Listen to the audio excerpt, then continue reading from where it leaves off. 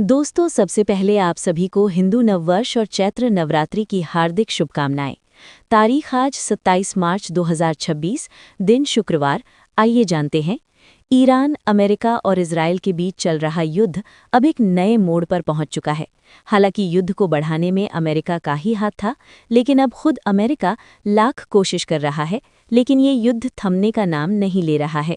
और पिछले 24 से 48 घंटे में हालात रातों रात इस तरीके से पलटे हैं कि सप्लाई चेन जो डिस्टर्ब हुई थी, उसका असर अब भारत पर साफ साफ दिखना शुरू हो चुका है। और अभी तक इस बात का केवल डर फैल रहा था कि कहीं कोरोना जैसा लॉकडाउन भी इस बार ना लग जाए। लेकिन अब सच्चाई सामने आने लगी है और भारत में पेट्रोल पंप पर कहीं पर लंबी लाइन देखने को मिल रही है, तो खबर बता रही है कि कई पेट्रोल पंप पर स्टॉक ही खत्म हो चुका है। क्योंकि ईरान, इजरायल और अमेरिका के बीच चल रहा युद्ध रुकने का नाम तो नहीं ले रहा है, लेकिन दूसरी ओर इसकी वजह से दुनिया भर की सप्लाई चेन इस तरीके से प्रभावित हुई है कि अब भारत की कई पेट्रोल पंप पर नो स्टॉक का साइन बोर्ड लगाया जा चुका है। और अगर ताज़ा अपडेट की बात करें तो छोटे मोटे शहरों की तो बात ही छोड़िए, बल्कि दिल्ली, मुंबई, चेन्नई और कोलकाता जैसे बड़े बड़े शहरों की पेट्रोल पंप पर फ्यूल का स्टॉक मिल ही नहीं रहा है। ऐसे में सवाल ये उठता है कि क्या इकोनॉमिक लॉकडाउन शुरू हो चुका है, और जो भारत में जो कई पेट्रोल पंप पर फ्यूल नहीं मिल रहा है, इसकी सप्लाई स्टेबल होने की संभावना है भी, या इसके पीछे का सोल्यूशन कोई और है? बहुत बड़ी डेवलपमेंट निकल कर आ रही है, तो इस वीडियो में समझते हैं। लेकिन भारत चुपचाप तमाशा देखने के बजाय पूरी सिचुएशन को मॉनिटर करके तैयारी भी कर रहा है। उसके लिए आगे बढ़ने से पहले वीडियो को लाइक करके चैनल को सब्सक्राइब जरूर कर लीजिए। सबसे पहले ये समझिए कि इजरायल, ईरान और अमेरिका के बीच चल रहे युद्ध की कंडीशन बहुत ही नाजुक है। ऐसे में ये युद्ध रुकेगा भी या लंबे समय तक चलेगा, इसको लेकर कुछ भी नहीं कहा जा सकता। क्योंकि देखा जाए तो पिछले 24 से 48 घंटों में ईरान, इजरायल और अमेरिका के बीच हालात और ज़्यादा गंभीर हुए हैं। ताज़ा रिपोर्ट्स के मुताबिक ईरान ने पहली बार लंबी दूरी करीब 4000 किलोमीटर की बैलिस्टिक मिसाइलें दागकर अमेरिकी ब्रिटिश सैन्य बेस को निशाना बनाया है, जिससे ये साफ हो गया कि अब युद्ध सिर्फ इजरायल तक सीमित नहीं रहा, बल्कि सीधे अमेरिका भी इसमें शामिल हो गया है। वहीं इजरायल ने भी ईरान के अंदर गहराई तक एयर स्ट्राइक तेज कर दी है और मिसाइल न्यूक्लियर ठिकानों को टारगेट किया जा रहा है। दूसरी तरफ हालात मल्टी फ्रंट वॉर में बदलते दिख रहे हैं। ईरान समर्थित संगठन हिजबुल्लाह ने 24 घंटे में 50 से ज़्यादा हमले इजरायल पर किए हैं, जबकि ईरान की मिसाइलें यरूशलेम तक पहुंचने की खबरें सामने आई हैं। इसके जवाब में इजरायल लगातार जवाबी हमले कर रहा है और लेबनान व अन्य इलाकों में भी टारगेट कर रहा है। साथ ही खाड़ी क्षेत्र में अमेरिकी बेस और ऊर्जा ठिकाने भी अब निशाने पर आ रहे हैं, जिससे पूरे मिडल ईस्ट में युद्ध फैलने का खतरा बढ़ गया है। जहां तक युद्ध रुकने की संभावना की बात है, फिलहाल स्थिति काफ़ी नाजुक और अनिश्चित बनी हुई है। अमेरिका की तरफ से सख्त चेतावनी और संभावित बड़े सैन्य एक्शन के संकेत मिल रहे हैं। यहां तक कि ग्राउंड ऑपरेशन की चर्चा भी हो रही है। वहीं ईरान भी पीछे हटने के मूड में नहीं दिख रहा और लगातार जवाबी हमले कर रहा है।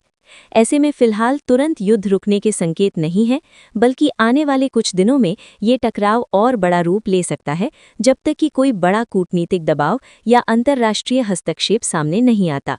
लेकिन इस समय लॉकडाउन को लेकर सबसे बड़ा सोचने का विषय बन गया है, क्योंकि आपको जानकर हैरानी होगी कि डीजल, पेट्रोल और गैस जैसी रोज़मर्रा में उपयोग होने वाले फ्यूल की कमी होने के चलते करीब 20 देश में अस्थायी रूप से लॉकडाउन लगने की खबर सामने आ रही है।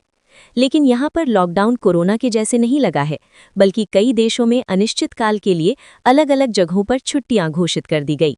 लेकिन भारत में अभी तक कोई चीज़ बंद तो नहीं की गई है, लेकिन फिलहाल बीते 24 घंटे से डीजल और पेट्रोल की कमी भारत के पेट्रोल पंप पर देखने को मिल रही है। हालांकि भारत सरकार का कहना है कि हमारे पास पर्याप्त फ्यूल पहले से ही स्टोर है, जिससे डीजल और पेट्रोल की कमी नहीं होगी।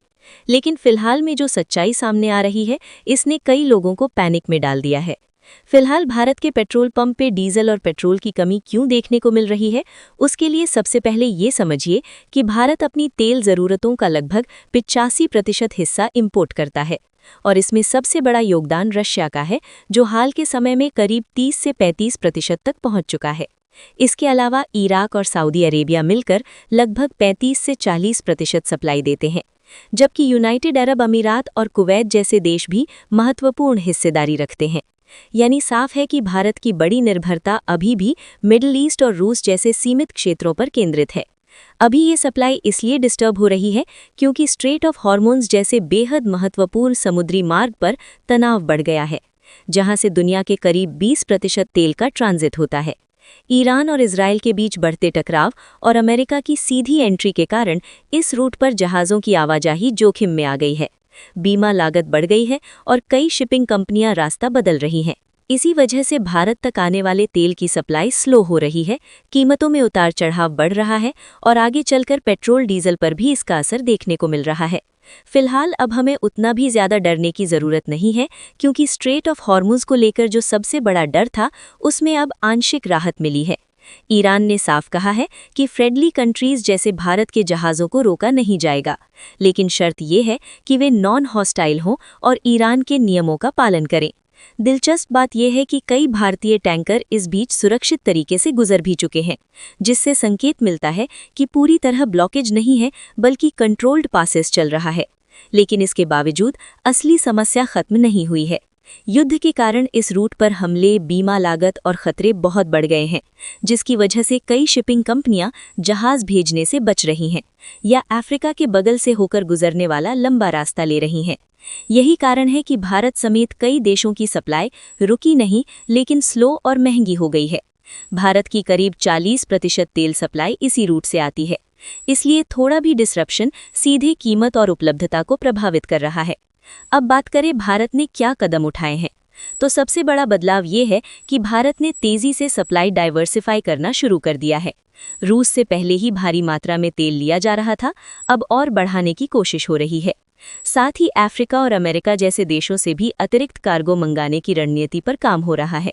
इसके अलावा भारत ने नौसेना के जरिए टैंकर एस्कॉर्ट, वैकल्पिक पोर्ट जैसे सऊदी का यनबू और स्ट्रेटेजिक तेल स्टोरेज को एक्टिव करने जैसे कदम भी शुरू किए हैं, ताकि किसी भी स्थिति में देश में तेल की कमी ना हो। जहां तक बाकी दुनिया की बात है, कई देश भारत से भी ज्यादा संकट में हैं, खासकर चाइना, जापान और साउथ कोरिया जैसे देश जो मिडिल ईस्ट पर बहुत ज्यादा निर्भर हैं। वहां सप्लाई लगभग ठप जैसी स्थिति में पहुंच गई है और कीमतें तेजी से बढ़ रही हैं। कुछ देश अपने स्टॉक पर चल रहे हैं, तो कुछ रिन्यूएबल एनर्जी और वैकल्पिक सप्लाई की ओर शिफ्ट कर रहे हैं। और कई देशों में हालात इतने ज्यादा बिगड़ चुके हैं कि अस्थायी रूप से उन्होंने छुट्टियां घोषित करना शुरू कर दिया है, जिससे उनके देश में इकोनॉमिक स्लो डाउन आ रहा है। कुल मिलाकर दिलचस्प बात यह है कि जहां कई देश पूरी तरह संकट में फंस चुके हैं, वहीं भारत न्यूट्रल डिप्लोमेसी और डाइवर्सिफाइड सप्लाई की वजह से अभी तक स्थिति को काफी हद तक संभालने में सफल दिख रहा है। लेकिन खतरा अभी पूरी तरह टला नहीं है। फिलहाल आपको जानकारी के लिए बता दें कि भारत के पास आपात स्थिति से निपटने के लिए स्ट्रेटेजिक पेट्रोलियम रिजर्व यानी SPR मौजूद है, जिसमें देश ने विशाखापट्टनम, बेंगलुरु और पादुर जैसे स्थानों पर लगभग 5.3 मिलियन टन कच्चा तेल स्टोर कर रखा है। इसके अलावा तेल कंपनियों के पास भी ऑपरेशनल स्टॉक होता है, जिसे मिलाकर भारत के पास कुल मिलाकर लगभग 70 से 75 दिनों की खपत के बराबर तेल का बैकअप माना जाता है, जिसमें SPR अकेले करीब 9 से 10 दिन की जरूरत पूरी कर सकता है। फिलहाल आपको क्या लगता है, क्या अब युद्ध को समाप्त होना चाहिए या अभी नहीं? क्योंकि अगर युद्ध जल्द ही नहीं रुकता तो सप्लाई चेन का डिस्टर्बेंस और भी ज्यादा बढ़ सकता है। इसलिए आप लोग कमेंट में अपनी राय जरूर बताएं और इस वीडियो को लाइक करके अपने मित्रों तक शेयर जरूर करें, ताकि उन्हें भी जानकारी मिल सके। इसी तरह और भी वीडियो देखने के लिए चैनल को सब्सक्राइब करके बेल आइकॉन को ऑल पर जरूर सिलेक्ट करें। जय श्री कृष्ण।